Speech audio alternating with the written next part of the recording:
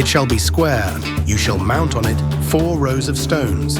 God literally spelled out how he should be worshipped, from the architectural plan for the temple, to the types of sacrifices and rituals, to the design and purpose of the high priest's garments. So, these robes weren't just about the priest putting on his Sunday best. They were a key part of his sacred duty. And without them, no worship could be offered.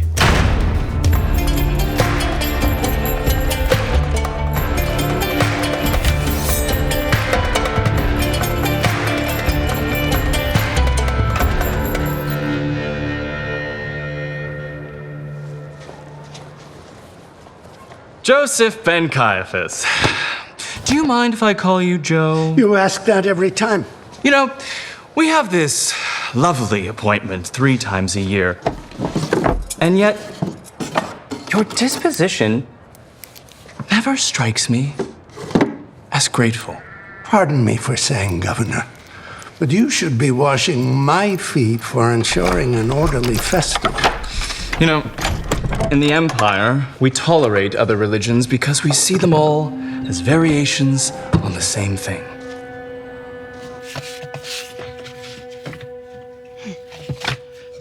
Rome had conquered a lot of places, but when it came to Jerusalem, they knew that they couldn't force the Jewish people to fully embrace Roman culture. That just wasn't going to work. Especially not that whole part about bowing down to pagan gods. Yeah, not going to happen. And the last thing that the Romans wanted was an uprising. Those are bad for business. So, to keep the peace, the Romans let the Jewish people do their thing. They could worship their one true God however they wanted,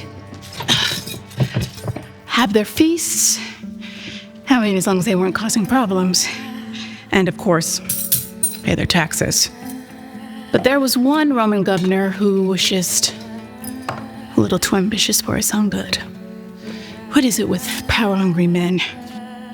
His name, yeah, you guessed it, Pontius Pilate. And this is his very modest office space.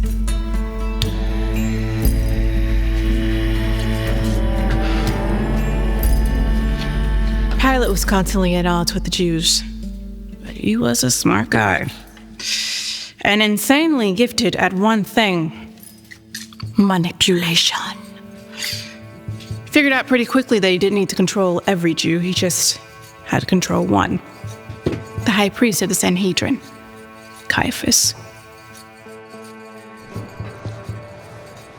To the victor belong the spoils. So because these are ours, your right to borrow them is given provided you keep your people under control. No riots.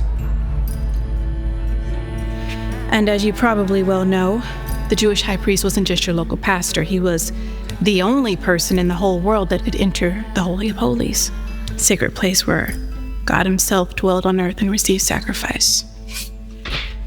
And Caiaphas couldn't do his sacred duties without his sacred robes. And what does Pilate do with those robes?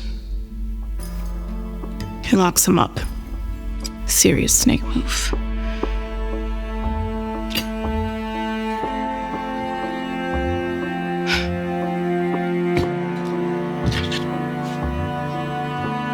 So Caiaphas does what he has to do. He plays nice and bends the knee. The alternatives were being replaced or worse.